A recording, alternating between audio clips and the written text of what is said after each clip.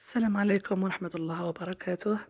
جيتكم اليوم بفيديو جديد، توجور لي فيديو نتاع البلد الشقيق تونس. اذا معكم اسماء شانيل. قبل ما تفرجوا بارطاجوا، ديرونا جيم، كومنتير ودعمونا. هذا المكان معروف في سوسة، السوق العتيق، السوق كما يسموه هما السوق العربي، اللي توافدوا عليه السياح من كل بلد. هذا السوق كبير بالبزاف، تلقوا فيه واش تبغوا من ملابس، من أحذية، من جلد، من اكسسوارات. يعني هنايا فيهم عدة أنشطة مختلفة، دي ريستورون، دي كافيتيريا. هنايا مقاهي أيضا عتيقة، يعني قديمة جدا، تأخذ فيه ذكريات كالصور. يعني هذا السوق ما شاء الله عليه، غادي تدخلوا له في عدة طرق، في عدة أبواب.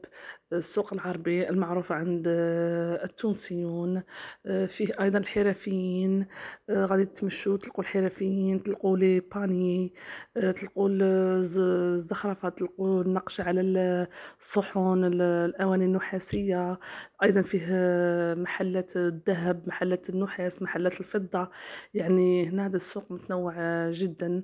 السياح يجوا خاصة العرب، كيما حنا الجزائريين، اخواننا المغربيين.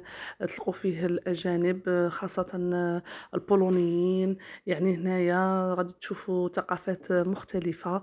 هذا السوق يحل صباحا حتى مساء، نقدروا تقولوا مع المغرب. يعني المحلات تاعه توجور محلولة، ما تلقوهاش مغلقة. نترككم في جولة من أجل مشاهدة طيبة في هذا السوق.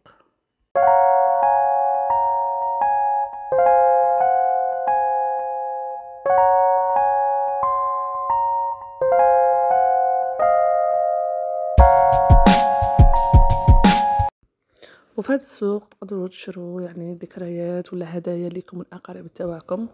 يعني هنا غادي تشروا بالدينار التونسي. كاين عدة، ما شاء الله، عدة ألبسة كما تشوفوا هنا، الأحذية.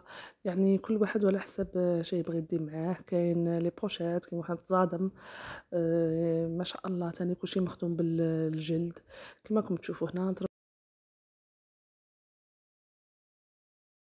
انا عن نفسي عجبوني بزاف هذوك اللي بورتكلي تاعهم، يعني يقعدوا ذكرى، ترفدهم معاك في المفاتيح تاوعك، ولا تخليهم في الفواتور، ولا يعني وين ما تمشي غادي تفكر باللي زرت البلد الشقيق تونس. وهنايا رانا ندورو في شوارع سوسة.